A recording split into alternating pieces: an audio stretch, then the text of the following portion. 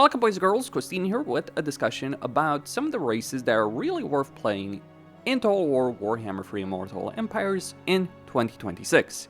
At number 5, we start with the Skaven. They're a fairly fun and dynamic race. They are a race where the legendary lords, be it Vlad, Ikeclaw, and others, even Quake, they do end up having a great level of variety in their campaigns.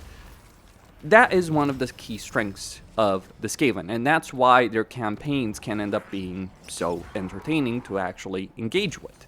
Obviously, it's not perfect for the Skaven. Their infantry roster, clan rats, Skaven slaves, storm vermin, do leave a lot to be desired, but there are absolutely a lot of ways of dominating in melee with things like rat ogres, mutant rat ogres, brood horrors, even hell pit abominations if you want to go down that path.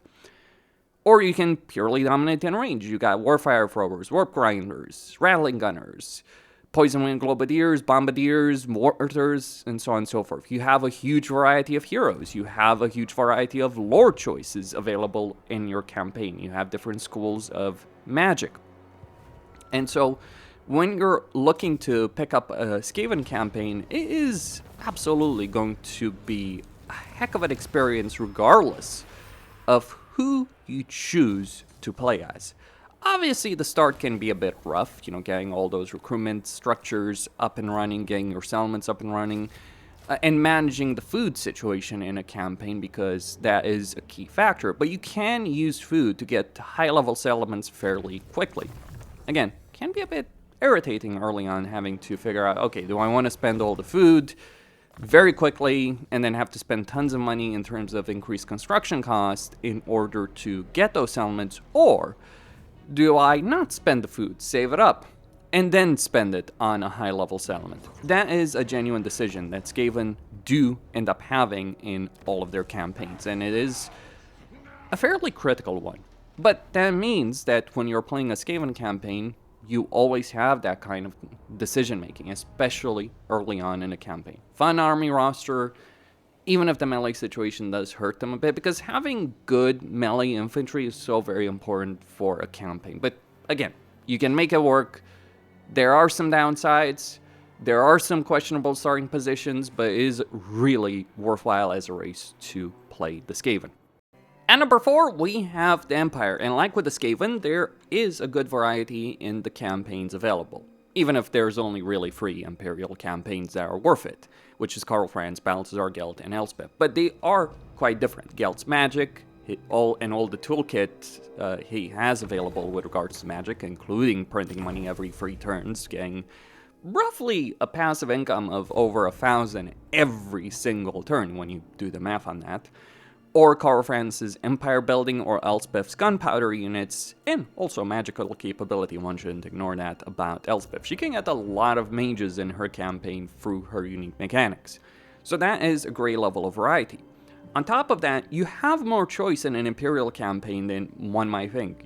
A lot of people might think, especially with Elspeth and Karl Franz, you just have to spend all your time in the Empire. But that's not really true, either for Karl Franz and especially not for Elspeth. Because you do have Bretonnia, you have the Border Princes, you have Estalia, you have Tylea, so you do have that kind of dynamic in your campaign.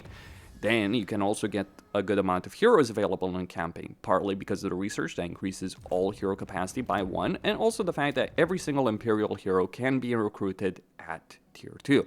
So from the very beginning of the campaign, you have those kind of choices. What units do I get and what heroes do I get, or do I go for all of them? Then there's legendary hero Bruckner to go for. There's a unit roster. They do suffer from an infantry standpoint, but there's also ways around that specific infantry issue, especially if you're talking about Gelt and Karl Franz, because Gelt and Elspeth, because you can get the State Trooper Spears of the Empire, for instance, Swords of the Empire, so you get Karabor Great Swords, you do get Eldred's Guard, Spearmen, all that, all those kind of benefits that come from those specific units. Eldred's Guards in particular are a really, really good line holder because they're spearmen with shields, but they have a higher level of armor. And since Gelt can get them, and Gelt also has higher level armor for his own army, then surprisingly an infantry army can work pretty well for Gelt. In fact, hilariously enough, he's actually the one that needs Eldred's Guards the least because, again, he has that level of armor for his own forces. but he also has easy access to them, so that is a net benefit in Gelt. Gelt's campaign is an interesting one. He's got a lot of power, he's got a great dynamic campaign, but it's a bit too easy in some ways. Or rather, the early game path is very straightforward. Deal with the initial faction and either go back to Empire or stay in Cafe. Kind of kills replayability a bit, but certainly playing every single one of these campaigns at least once is very much worth it, though personally, in terms of replayability factor, I very much prefer going for Karl Franz. And that's saying quite a bit. See, Karl Franz has been one of the most played campaigns since he was introduced in Warhammer 1, but he genuinely is one of the best campaigns in the game at the moment. At number 3, we have the Dark Elves. And with the Dark Elves, they are a very aggressive, rapid expansionist race. They can take a huge amount of territory and hold it and make it worthwhile from an economics perspective. They can also grow their settlements very, very quickly and instantly construct buildings using slaves. And that is a fairly powerful benefit that Dark Elves do end up having in their campaigns. Because, like, for instance, over here, just on turn 1, I've gotten a tier 2 barracks and all the units that come from having such a tier 2 barracks. And on top of that, I can also use the Black Arc that Lokier starts over here to further recruit more units, specifically Black Arc Corsair. So that is a pretty powerful benefit to have in a campaign from the start. It means that your early game variety is much higher than for the vast majority of races that are in the game. And on top of that, you do have the mechanics that both Morathi and Lokier especially do end up playing with in their campaigns, like Lokier's Naval Aggression or Morathi's Slaneshi Corruption, as well as Druki Anointed, Exalted Demonettes, Devotees of Slanesh, and all that kind of stuff. So a great race to play, really worthwhile. I know the reputation that Dark Elves have among the community or certain sections of the community isn't particularly great, but really, they are an amazing race. They do function. They could use updates, Research Tree, Black Arcs, Rights, etc. Unique campaign mechanics, especially for Malekith, but as a race, they work phenomenally well. At number 2, we have Khorne. A great race, great variety of melee units, and yes, they are used in different fashions. On a surface level, you might think you use Cast Warriors the same way you use, say, Skull Reapers, but the reality is those units do have very different purposes in a battle situation. Because Skull Reapers, in their own right, they are more of a damage-focused unit, even more so than Cast Warriors with dual weapons, but they sacrifice some of that durability. So it is a question mark, like, what are you going to get? How are you going to use it in a campaign? You have things like Skull Cannons, great artillery piece, far more powerful than you might think, kind of like an artillery shotgun in a certain way, but also effective at long-range damage, and when you also consider Soul Grinders of Khorne, there's more nuance added on top of that. So really great stuff over here in a Khorne campaign. Monstrous units, cavalry, melee infantry.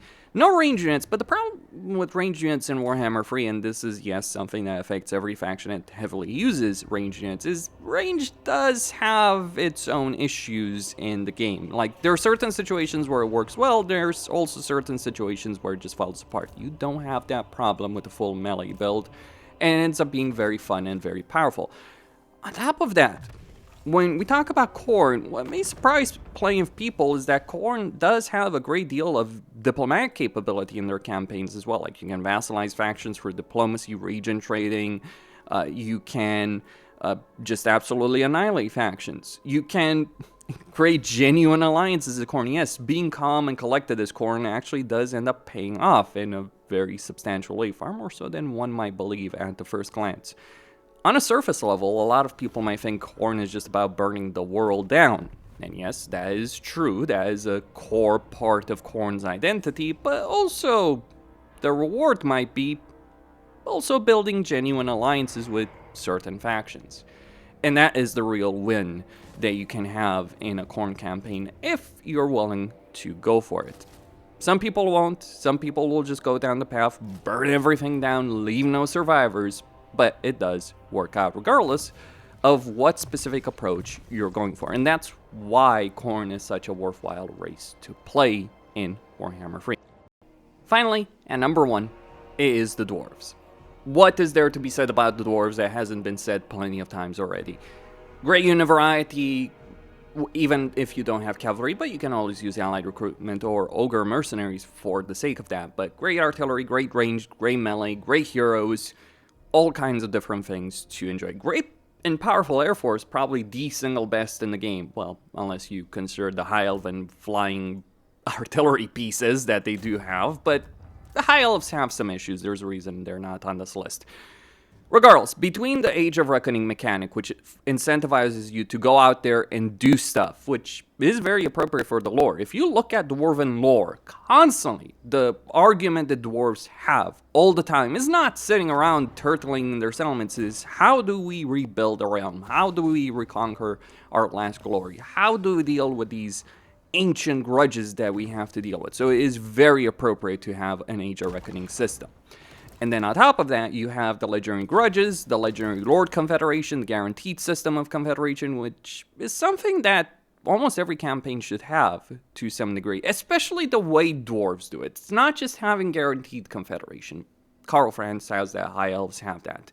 It's the way it functions for the Dwarves. See, the way you achieve confederations is you settle grudges, so you're encouraged to go out there, do shit, complete objectives, and when you complete objectives, you get rewarded with confederations. And that is a phenomenally good system. Could there be things improved about the Dwarves? Yes, I think like the deep system, it shouldn't cost population surplus, it shouldn't cost the building slot on the surface, because that does hurt. It should be something attached to settlements, but not hurting you on the surface for the sake of benefits in the deeps. It could be better. But at the same time, Creative Assembly did a phenomenal job with the dwarf rework.